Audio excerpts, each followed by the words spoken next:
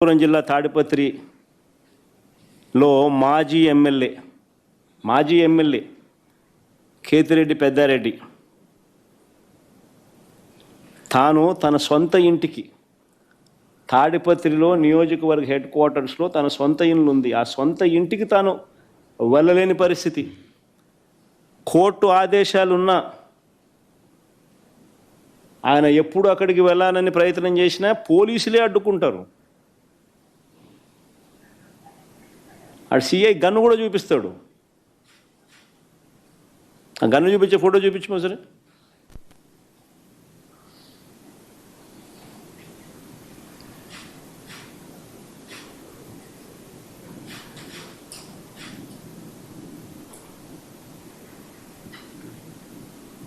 బీహార్లో ఉన్నామా లేకపోతే ఏ రాష్ట్రంలో ఉన్నాము, ఆటవిక రాజ్యంలో ఉన్నాము అనేది నిజంగా చంద్రబాబు నాయుడు అనే వ్యక్తి నిజంగా తనను తను ప్రశ్నించుకోవాలా.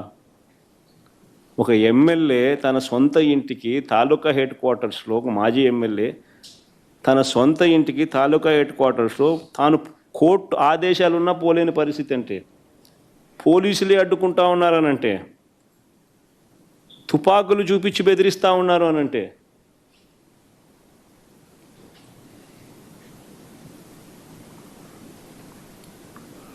ఆరు సార్లు ఎమ్మెల్యేగా పనిచేసిన నల్లపురెడ్డి ప్రసన్న కుమార్ రెడ్డి, 6 సార్లు ఎమ్మెల్యే ఆయన నల్లపురెడ్డి ప్రసన్న కుమార్ రెడ్డి, 6 సార్లు తాను ఎమ్మెల్యే. అలాంటి ప్రసన్న కుమార్ రెడ్డి ఇంటిపైన కూడా నెల్లూరులో ఒక పథకం ప్రకారం వీరి పచ్చ సైకోలు, వీరి పచ్చ సేడిస్టులు పోలీసుల సమక్షంలోనే, ఇది కూడా ఆశ్చర్యం, పోలీస్ సైరన్ వినపడుతుంది ఒకవైపున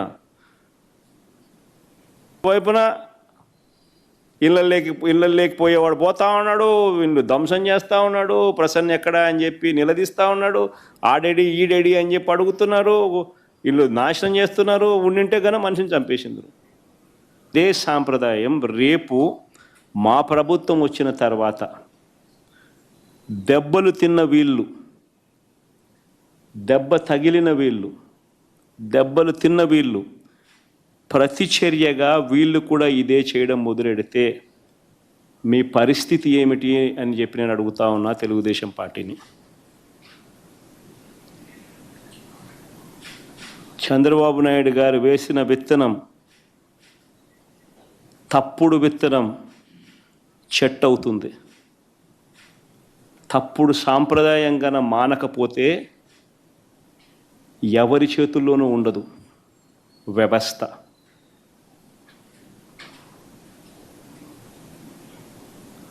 చాలా అంటే చాలా తప్పు చేస్తూ ఉన్నాడు చంద్రబాబు నాయుడు. ఈరోజు దెబ్బ తగిలిన ప్రతి ఒక్కడు రేపొద్దున ఇదే కొనసాగిస్తే మా ప్రభుత్వం అధికారంలోకి వచ్చిన తర్వాత చంద్రబాబు నాయుడు పరిస్థితి ఏమిటి, తెలుగుదేశం పార్టీ పరిస్థితి ఏమిటి? ఎల్లకాలం ఇవే రోజులు ఉండవు.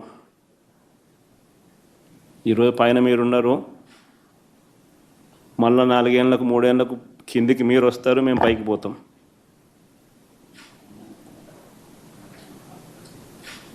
కానీ మీరు చేసే ఈ తప్పుడు సాంప్రదాయం రేపు విషవృక్షం అవుతుంది.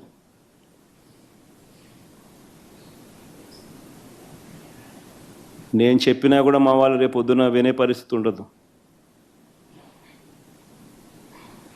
దెబ్బ తగిలినోనికి ఆ బాధ తెలుస్తుంది.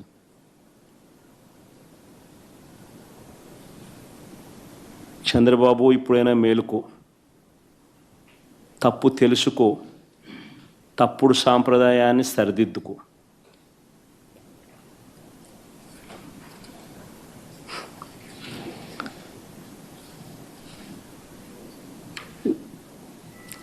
ఇవన్నీ కూడా చంద్రబాబు నాయుడు గారు ఎందుకు చేస్తూ ఉన్నారు అన్నది కూడా మనందరికీ కూడా తెలిసిన విషయాలే. సూపర్ 6, సూపర్ 7లు అని ఆయన అన్నాడు. వీటి అమలు గురించి ఎవరు అడగకూడదు. రాష్ట్ర వ్యాప్తంగా సుమారు 5 లక్షల మంది పెన్షన్లను పీకేశారు. 5 లక్షల మంది పెన్షన్లను పీకేశారు రాష్ట్ర వ్యాప్తంగా. దాని గురించి ఎవరూ మాట్లాడకూడదు.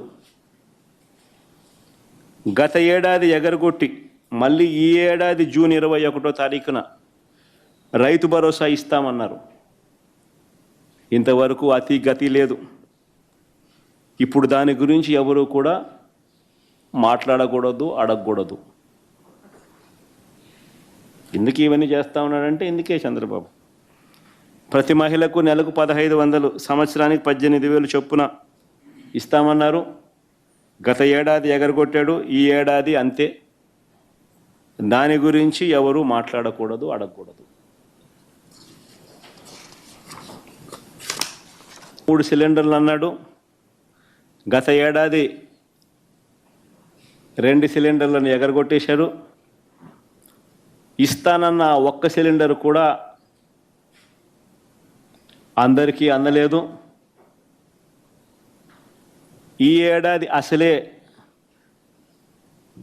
మూడు సిలిండర్లలో అసలే లేదు. దీని గురించి కూడా ఎవరు అడగకూడదు, మాట్లాడకూడదు.